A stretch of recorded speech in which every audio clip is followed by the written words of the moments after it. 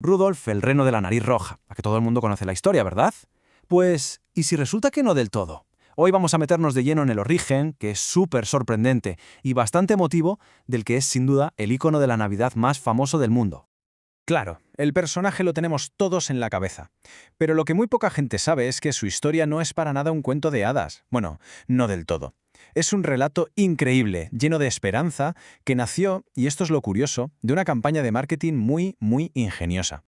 Vale, pero antes de entrar en materia y desvelar todo el misterio, vamos a hacer un repaso rápido, ¿no? A recordar esa historia clásica que nos han contado 1000 veces desde que éramos pequeños. Vamos, la típica historia del que no encaja y al final se convierte en el héroe. Un mensaje súper potente, ¿verdad? Nos enseñó que eso que te hace diferente al final puede ser tu mayor fortaleza. Una lección increíble. Pero, ¿y si la historia real no empezó así para nada? Y es justo aquí donde la cosa se pone interesante y da un giro total. Porque el origen de este cuento, ojo, no está en el Polo Norte, ni de lejos. Está en un sitio mucho más, bueno, mucho más normal y por eso mismo más sorprendente. Pues sí, en unos grandes almacenes de Chicago. Así que vamos a ver cómo fueron esos inicios de Rudolf, que son, cuanto menos, muy comerciales y muy curiosos.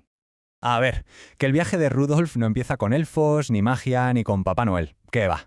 Empieza con algo tan poco mágico como un redactor publicitario y un objetivo de empresa muy claro. Nos vamos a 1939. Los grandes almacenes Montgomery Ward buscaban una idea para la campaña de Navidad. Querían regalar un libro a los clientes, algo que atrajera a las familias, y necesitaban un personaje. Pues bien, esa tarea le cayó a uno de sus redactores, un hombre llamado Robert L. May. Y ojo, que el libro fue un exitazo desde el primer momento. Pero la locura de verdad, la explosión mundial, llegó una década más tarde. Porque sí, empezó como un librito de regalo, pero en 1949 se compuso una canción sobre él, y esa canción lo convirtió en una estrella planetaria. Y vamos, a partir de ahí ya se quedó en la historia para siempre. Pero a ver, que nadie piense que esto fue solo un trabajo, un encargo de la empresa y ya está. Para nada. La historia de Rudolf nació de una situación personal muy dura, y sobre todo de una necesidad enorme de encontrar un poco de esperanza. Para buscar inspiración, Robert May tiró de un clásico de toda la vida, el cuento de El patito feo. Le dio vueltas a esa idea, ¿no? La del personaje que no encaja, que es diferente y que al final resulta que esa diferencia es su mayor virtud. Un tema que por lo visto le tocaba muy de cerca. Y es que es eso, May volcó su propia vida en la historia. Se dice que él mismo fue un niño tímido y pequeño y canalizó todo eso en el personaje de Rudolf. Pero lo más importante de todo es que escribió esta historia para su hija pequeña, como una especie de faro de esperanza. Y es que en ese momento su mujer estaba muy enferma.